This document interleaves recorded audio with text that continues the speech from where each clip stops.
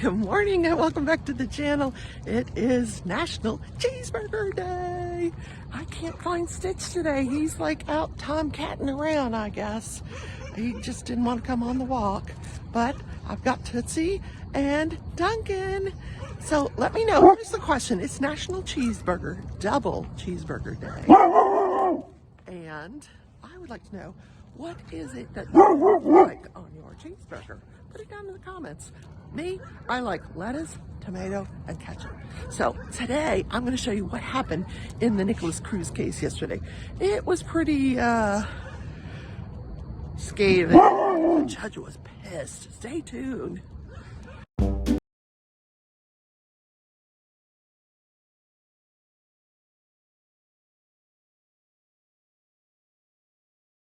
Hey everybody, Crafting Journey here. That Journey chick over on Instagram. And the leftovers on my second channel, I am putting up a new video over there today. Now, if you're new to the channel, welcome. Please consider subscribing. It's absolutely free. Don't forget to hit the like button on your way in or out. He was helping me with the animals this morning. I'll give you an explanation of that. And the notification bell. You don't want to forget to hit the notification bell. Hit all so you don't miss a single episode. I'm looking over there at them.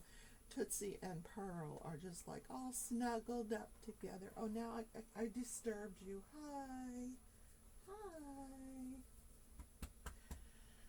So here is what happened this morning. This is why there's no animal footage at the beginning. I'm going to show it to you after there's a brief explanation that I owe you before you see it, because it's a little bit scary. So I go out this morning to, well, here, let me back up. Yesterday when I was filming the leftover video, as I'm pulling out of the driveway to go over to Goodwill for some sourcing, I see this stray German Shepherd. And if you watch the video, you'll see me comment, oh, I wonder where that dog came from. I've never seen this dog before. So I just kind of ignored it. So this morning when I go out to walk the dogs, you know, first of all, I don't know where Stitch is. I can't find Stitch this morning. And that's not unusual.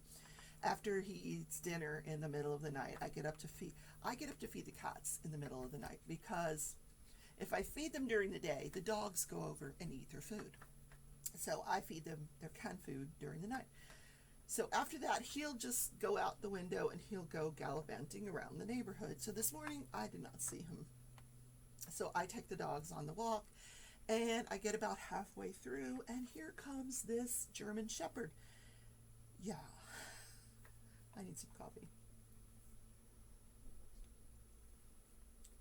Well, even before that, I catch out of the corner of my eye Stitch chasing the German Shepherd. I didn't get that on camera. I wish I had. But I looked over and I'm like, what? Stitch was literally chasing this German Shepherd away from the house. So then the shepherd sees me with the dog, so he slowly, and it was a he, I did check, he slowly approaches us. Now my dogs are going crazy, you'll see that, but then there's a part of I let him go ahead and approach, because Tootsie's very friendly with other dogs. She just wants to play, and I know this. What I did not realize is that Duncan, not so friendly. He's old, he doesn't want to be bothered with other dogs. I'm surprised he got along as well as he did when he met Tootsie, but so Duncan's not having it. He's just not wanting to be around this dog at all. So I'm trying to pull Duncan away. Tootsie wants trying to play. So finally I just let go of Tootsie's leash and let her go play. I figure they're not going to go anywhere. They're in this big field, and I go and I take Duncan home, and then I go back. And by the time I get back to where Tootsie is playing with this German Shepherd, she's had enough. She's trying to get away from the German Shepherd because she's done. She's done playing. She's 5 years old. She's like, I'm done. I want to go get my milk bone. But the shepherd keeps following her. So I didn't even grab her leash. Tootsie just headed straight for the house. But the shepherd was following her all the way up to the door of the house. So I managed to shoo the shepherd away and get Tootsie and I into the house, and the shepherd is still wandering out in the neighborhood. So here's the footage of that. So there's at one point where I lose the camera so to speak, because I'm wrestling with dogs. But everybody was fine. Nobody is hurt. It's a little scary because you're like, oh, what's going on? So I'll show you that now.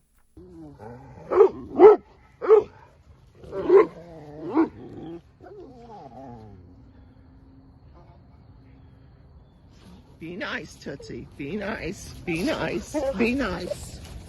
Be nice. Be nice. Oh, be nice. Hey!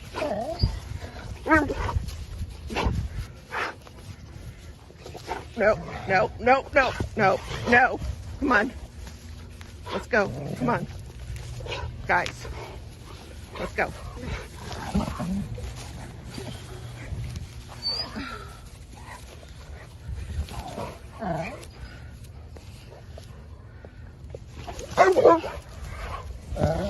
Duncan, stop. Duncan, stop.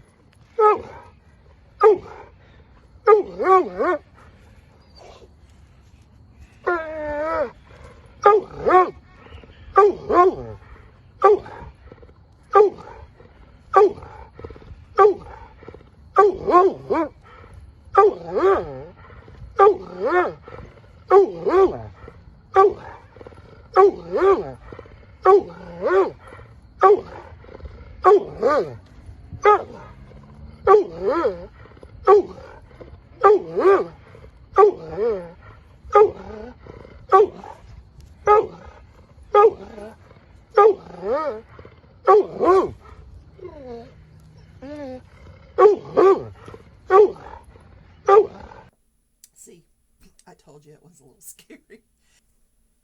So what I have in front of me, last night on Craft With Me Wednesday, I was doing cross stitch. So I'm working on this pattern here. It is a long dog sampler. Now, this is at a great distance, but there is like a little monkey right here. This pattern is huge, huge. It is 9 pages long. This is what I've done out of 9 pages. It's monochrome. It's all going to be one color. This is what it will look like in the end, but it will all be hot pink. It's quite the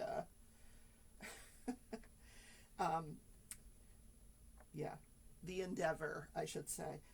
This is available at www.longdogsampler.com, and yes, long dog. And this is called the opening gambit. It has some chess pieces. My sister says that the part I'm working on now is the Taj Mahal. I just called it a house. There's elephants and camels and birds and monkeys and horses and chess pieces. It's pretty cool. So anyway, that's what I'm working on last night. Because during the 1 hour, I had threaded 3 needles, and I wanted to do all 3 needles. So I'm on the 3rd needle now, and then I'll probably put it away because I'm going to watercolor paint in the Craftathon. That's this weekend. That starts Friday at 8 p.m. I'm going to link the playlist down in the description. You do not want to miss it. It starts Friday at 8 p.m. with Tia's Crazy Craft Addictions. It goes for 48 hours straight. There is some time frames late into the night, early into the mornings hours where there are no lives. But each hour you're going to see a new person live. They're going to be cross stitchers, crocheters, diamond painting, watercolor, people adult coloring, all kinds of craft planners, just different things to for you guys to enjoy over this weekend. Okay. Let's get into the crafting and crime. Yes. So what happened in the George Wagner case? I've got notes here. Now, this George Wagner case is a little difficult to follow because of this opt-out that the judge has entered an order for. And I tell you, the media is going nuts about this because it just doesn't seem right. You know, we need to have access to public trials, and for us to not have access to some of these witnesses is just not, it just doesn't feel like it's really an open forum. So a lot of the information that I got today was still from day one. I did not get a lot of day two information because it's coming from inside the courtroom, from reporters that are inside the courtroom. So we learned from the day before that Bobby Joe, Dana's sister, and her friend Morgan had come over to Chris's home to feed the animals. They saw that there were some indoor dogs that were outdoors, so they go into Chris's home to figure out what's going on. They discover the bodies of Chris and Gary. So at this point, Bobby Joe runs out of the home, and she goes next door to the home of Frankie and Hannah. Now, Frankie is the oldest child of Dana and Christopher. Now, the younger children, Chris Jr. and Hannah, lived with Dana. But Frankie had his own trailer with his fiancée, Hannah Gilly, and their 3-year-old son and their 6-month-old son, who was in the bed with them. So she runs next door. She sees the 3-year-old standing at the door. He lets her in, and he says, Daddy has a lot of blood. So she goes into the bedroom. She sees the bodies of Frankie and Hannah and the 6-month-old infant who's in the bed, but the 6-month-old is unharmed. The 6-month-old is covered in blood. The EMT will later testify that the diaper was soaked with his parents' blood. He did check him out because, you know, with a diaper full of blood, you're wondering, is this child injured in some way? And he was not injured. All that blood was from his parents. So, okay. Morgan testified that prior to the time of these murders, these people, the Roden family, had security cameras everywhere, including motion detectors. I mean, they had a grow house going and cockfighters on the property. So he was talking about these cameras, but on the day of the murders, all of them are gone. The cameras are all gone. So the prosecution's theory of the case is that the Wagner family took all these cameras after the murders were committed.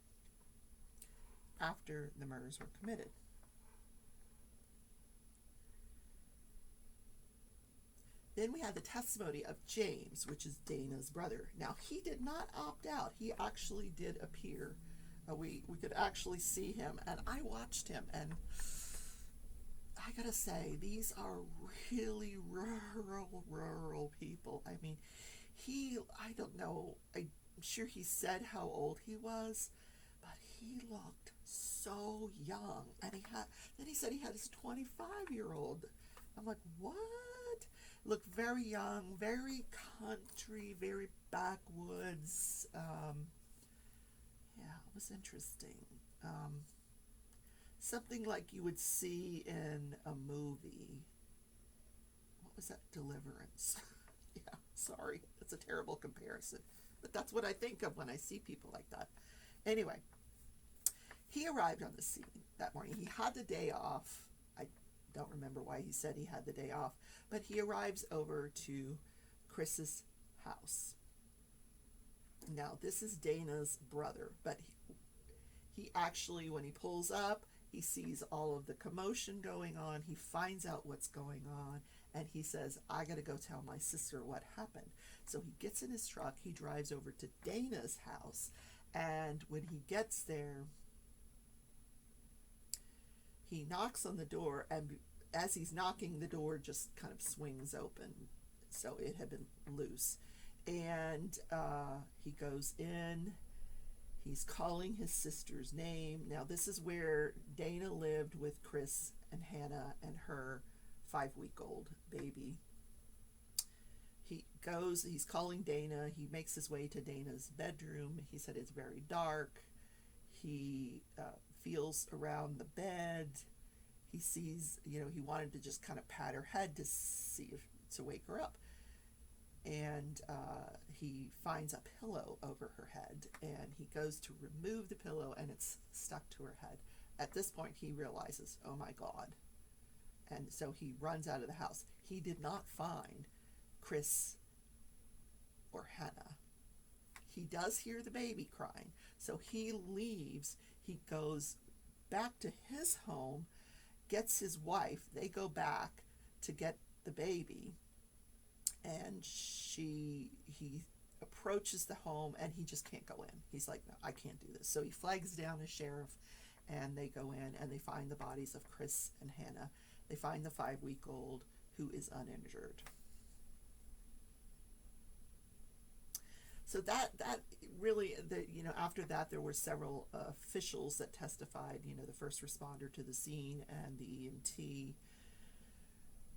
I don't know what the testimony was yesterday because the reporters are actually in the courtroom listening to all of this, and everybody that is opted out, they're running sort of a day behind. So I will bring that to you as soon as I can. Now, let's switch gears. Let's get over to the Alex Jones trial. So they put on the corporate representative for Free Speech Systems LLC. Now, this is the sort of the umbrella corporation that houses all of the other corporations, InfoWars, Alex Jones. He has multiple corporations under this umbrella of Free Speech Systems LLC. And what he has done is he has hired a personal representative. Now, I remember watching the Texas trial when I'm saying personal representative, corporate representative. I remember watching the Texas trial when they actually put a corporate representative on that actually worked for InfoWars. And she was horrible on the stand, just horrible.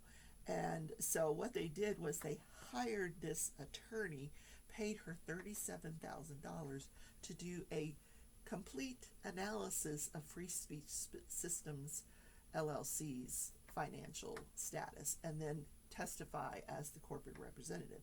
This woman is named Ms. Paz. She actually worked at one time for the defense attorney, but now she is appearing on behalf of Free Speech Systems LLC. Now, the corporate representative is supposed to be the person with the most knowledge of the company. And it's most often it's somebody that works within the company, like the president of the company, or, I don't know. So she appeared.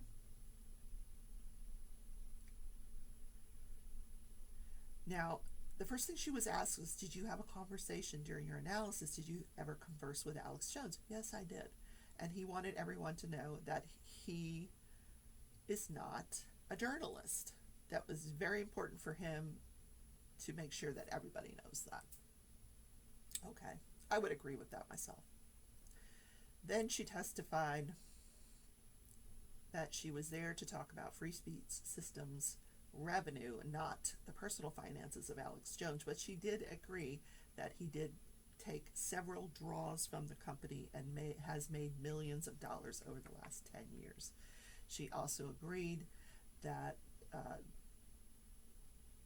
she agreed with the business model, that making these false claims, such as the Oklahoma bombing, was not what it seemed, that the bombs were actually planted by the government, that the Aurora movie theater shooting was also staged, the Fast and Furious was staged. I have no idea what he's talking about that. And then he says, and we know that Sandy Hook was staged, and I'm here to tell the truth. They showed like a little video of him saying all this.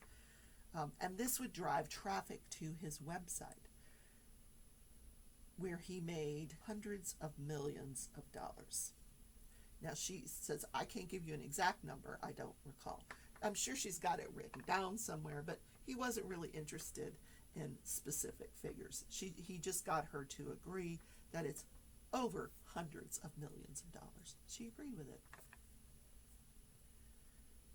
She agreed that Alex Jones had a huge social media footprint, and that he at one point bragged that he was one of the world's biggest websites, bigger than Glenn Beck and Rush Limbaugh. And all of this they want the jury to hear, because they want the jury to award a large amount of money. Now, the corporate representative was not allowed to say that Free Speech Systems did not profit from what he said about Sandy Hook, because they were sanctioned and she was not allowed to make that argument. So basically her testimony was just to establish that this company made a huge amount of money over the last 10 years based on things that Alex Jones would say, that he would claim to be the truth, that we know actually were not the truth. Now, let's go to the Nicolas Cruz case, which, we've been on sort of autopilot with this case, but yesterday, I'm just going to show you what happened yesterday. Take a look at this. Are you going to be questioning the witness? No, ma'am, but I understand what you're saying. Oh, why are you standing there? To help me because Okay. Who's questioning this witness? Hello? Which witness? Your next witness. These don't have anything to do with that. Yeah, we're just entering them. These are just records, we're just doing it now. So is it a secret who's going to be questioning your next witness? Because I'm going to find out in like 3 minutes. No. Who was doing it?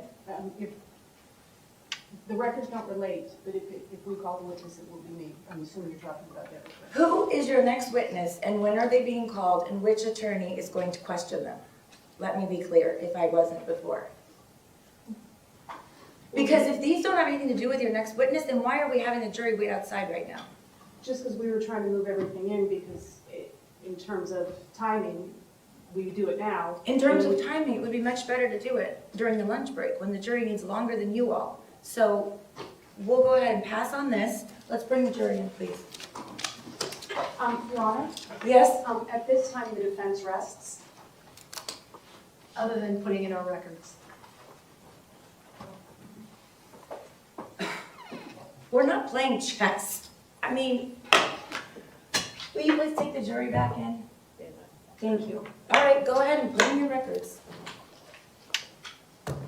2B, Nicolas Cruz Henderson, episode 1 record. Let me just stop. State, are you going to have anything ready for today? No. The We're defense last told us accepting, there was 80 witnesses. we're waiting for 40 more witnesses. I just want to say, this is the most uncalled for, unprofessional way to try a case. You all knew about this, and even if you didn't make your decision until this morning, to have 22 people plus all of this staff and every attorney march into court, be waiting as if it's some kind of game. Now I have to send them home. The state's not ready. They're not going to have a witness ready. We have another day wasted. I honestly, I have never experienced a level of unprofessionalism in my career. It's unbelievable. So, Judge, if we had any pretrial matters, you asked us to be here at 9:15. We were here at 9:15 to discuss pretrial matters. I have been practicing in this county for 22 years. You know what? I don't want to hear it. I don't want to hear Well, it. Judge, you're insulting me on the record in front of my client, and I believe that I should be able to Okay, defend myself. you can do that later. You can make your record later, but you've been insulting me the entire trial. So, blatantly, taking your headphones off, arguing with me, storming out, coming late intentionally if you don't like my rulings. So, quite frankly, this has been long overdue. So please be seated. You can receive the evidence. I will receive the evidence. And then you can put whatever you want on the record at the end. Go ahead. 2B, which is Nicolas Cruz Henderson records, episode 1. I'm sorry? Episode Stunning, right? Yes. The judge is asking them who's going to direct the next witness, and they're not answering. They're ignoring the question. She asked 3 times, and they ignore the question. And then when she goes to bring in the jury, they stand up and say the defense rests. And I agree, it was very unprofessional.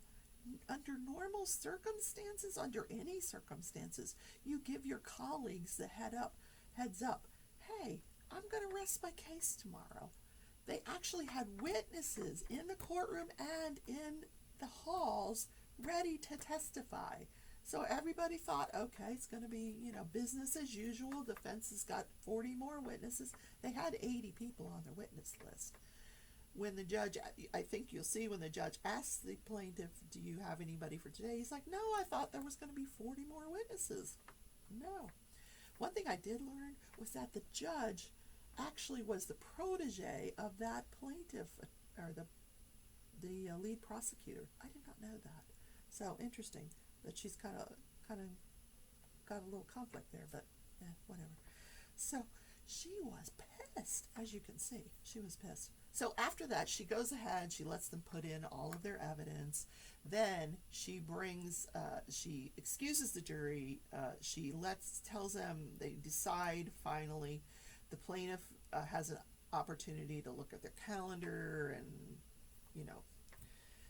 she decides she's going to excuse the jury and that they are going to come back on the 27th for closing arguments. This poor jury. So they're all going to go home, go back to work, and then they have to reassemble back as a jury on the 27th. What is that, Monday? No. That gives the plaintiff an entire week to prepare. Oh, it's not even closing. Oh, I'm sorry, it's not closing. It's rebuttal. And the plaintiff or the prosecution did point out and say that their rebuttal was going to be substantial.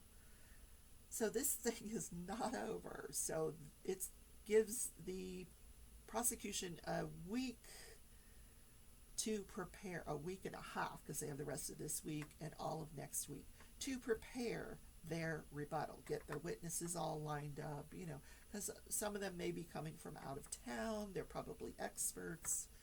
Wow. So this thing is going to go on for weeks. What do you think of her reaction? Let me know down below in the comments. Did the defense do the right thing? I don't know. As after she sends the jury home, lets them know to come back on the 27th, lets them know that the defense has rested, she talked to Nicolas Cruz. It's a colloquy, I don't know, what do you say that? It's a speech she has to go through with the defendant. Basically that says, you have the right to testify. Are you aware you're giving up your right to testify? Are you, and she was very thorough with him. Are you aware that your brother was supposed to testify, and that now that your attorneys have rested, he will not be able to testify? She took in mind, she's been listening, that this defendant is brain damaged. And she walked him through. Are you aware that your brother was supposed to testify, and he's not going to be able to testify on your behalf now? You're aware of this because your attorneys have rested, and you're not going to be able to testify. So she went through that whole thing with him, and he says, "I'm aware. I'm giving up my right to testify." And okay, alrighty. I was hoping to hear him testify. I was hoping to hear his brother testify, but that's not going to happen. So we'll pick that back up on the 27th. So that's actually good, because now I can focus just on the other two trials. Yep. So what happened this day in history? In 1954, the famous Marilyn Monroe skirt scene is filmed. If you don't remember her, with the flowing skirt, I'll see if I can find footage of it, I'll put it here. But her husband, Joe DiMaggio, was very jealous of that. He did not want her to do it, and he was on the set when it occurred, and he was not happy about it. Her skirt was blown up by a subway vent, that kind of blew the skirt up. This was during the filming of a movie called The 7-Year Itch. So that's what's happening this day in history. Guys, I hope to see you tonight. I will be doing at 6:30 p.m. Central Time, part 3 of the walkthrough of Disney's Dreamlight Valley. Has nothing to do with crime. It's just something fun that I do. I'm going to stream this game, and you guys can watch me walk through the game. So I'll see you then, or I'll see you tomorrow on Crafting Crime Daily. There's also a new video that's going to be out today on the Leftover channel. Take care, everybody. Bye.